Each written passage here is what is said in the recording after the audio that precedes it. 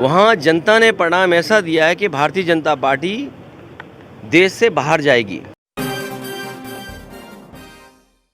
कर्नाटक फतह के बाद सोशल मीडिया पर विपक्षी दल तो बम्पर खुशी मना रहा है। जहां कांग्रेस पार्टी तो खुशी है, उसके बाद बंगाल की ममता बनर्जी, अखिलेश यादव जो कि पूर्व मुख्यमंत्री रहे उत्तर प्रदेश के, उनकी भी खुशी का ठिकाना नहीं है। इसके साथ साथ उन्होंने निकाय चुनाव पर भी बड़ी बात रखी, जो वीडियो हमने आपको पहले भी दिखाई, प्रेस कॉन्फ्रेंस भी थी उनकी। इसके अलावा उन्होंने कहा कि हाँ, ओवैसी की वजह से हमारे वोट तो छिने हैं, लेकिन बीजेपी का सफाया होगा उत्तर प्रदेश से। जरा वीडियो देखिए। अगर हम परिणाम कर्नाटक का देखें और उत्तर प्रदेश का निकाय के चुनाव को देखें, वहाँ जनता ने परिणाम ऐसा दिया है कि भारतीय जनता पार्टी देश से बाहर जाएगी। और जो निकाय चुनाव में थे, अधिकारियों ने अगर बेईमानी न की होती और जिस तरीके से जगह जगह से सूचनाएं मिल रही हैं, अधिकारी खुलेआम हस्तक्षेप कर रहे थे, वोटर लिस्ट से लेकर के सरकारी कर्मचारियों का व्यवहार और सरकार का दबाव, ये बता रहा है कि आने वाले समय में भारतीय जनता पार्टी न केवल जहां कर्नाटक से साफ हुई है, उत्तर प्रदेश या अन्य राज्यों से भी भारतीय जनता पार्टी का सफाया होगा। अच्छा, जिस तरह से MIM पार्टी और आम आदमी पार्टी ने मुस्लिम वोटों का ज़्यादा ध्रुवीकरण हुआ उससे, तो समाजवादी पार्टी की आगे 24 को लेकर लड़ाई क्या रहेगी? मैं आपसे कहूँगा कि जिस तरीके से आप पढ़ रहे हो और देख रहे हो और डेटा को एनालाइज कर रहे हो, दोबारा पलट करके देखिए। कई बार भारतीय जनता पार्टी सीधे लड़ती है और कई बार भारतीय जनता पार्टी कुछ दलों को आगे करके लड़ती है। इसलिए आपको इन चीज़ों को सोचना पड़ेगा। राजनीति करने वाले लोग और जो दल हैं पॉलिटिकल, वो जानते हैं कि आने वाले समय में किसके साथ रहने से और किसको हराने से देश का लोकतंत्र बचेगा।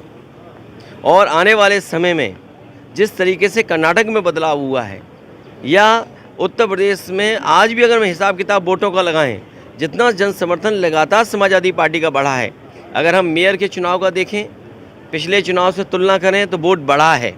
और कितना परसेंटेज बढ़ा है आपने देखा है। उसी तरह नगर पालिका में परसेंटेज बढ़ी है वोटों की, टाउन एरिया में परसेंटेज वोट बढ़ी है। तो अगर हम शहरों में बढ़ रहे हैं और गाँव में जो हमारी पार्टी का बेस पहले से इंटैक्ट है, तो भारतीय जनता पार्टी बेईमानी नहीं करेगी, तो सफाया होगा। जिस तरह से मोदी सरकार के 9 वर्ष पूरे हो रहे हैं, उसके उपलक्ष्य में पूरे देश प्रदेश में कार्यक्रम करने जा रही, जनसभाएं करके लोगों को नीतियां बताई जा रही। देखिए, 9 वर्ष में 9 महीने में ये वो संख्या है जिससे कुछ बदलाव दिखता है। 9 महीने एक नया जीवन मिल जाता है। ये 9 वर्ष की उपलब्धि बता रहे हैं। इनसे बताओ कि जो बुनियादी सवाल थे वो वही के वही हैं कि नहीं है। महंगाई चरम सीमा पर है, क्या बेरोजगारी चरम सीमा पर नहीं है? और फिर अधिकारियों का कितना पॉलिटिसाइज करोगे आप?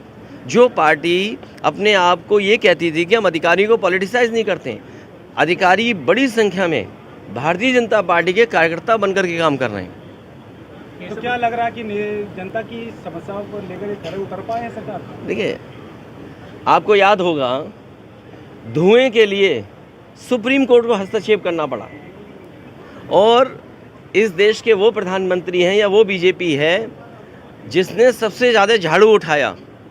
और आज हम डीजल पेट्रोल जो खरीदते हैं उसमें सब में स्वच्छ भारत के लिए अब सेस लगता है।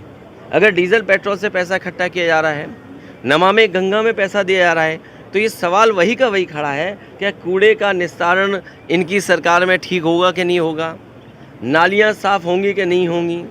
तो शहरी समस्या अलग हैं, हमारे किसान की समस्या अलग है। किसान की कोई गेहूँ खरीद नहीं हुई, जैसी की जो महंगाई थी वैसी दिख रही है, जो तकलीफ है वैसी दिख रही है। तो क्या बदला है 9 साल में?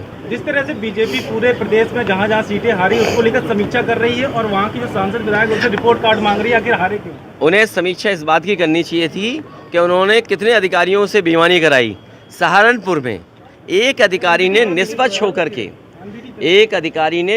होकर के उसका रिजल्ट दे दिया, तो उसे शंटिंग कर दी, उसे छुट्टी भेजने की तैयारी है।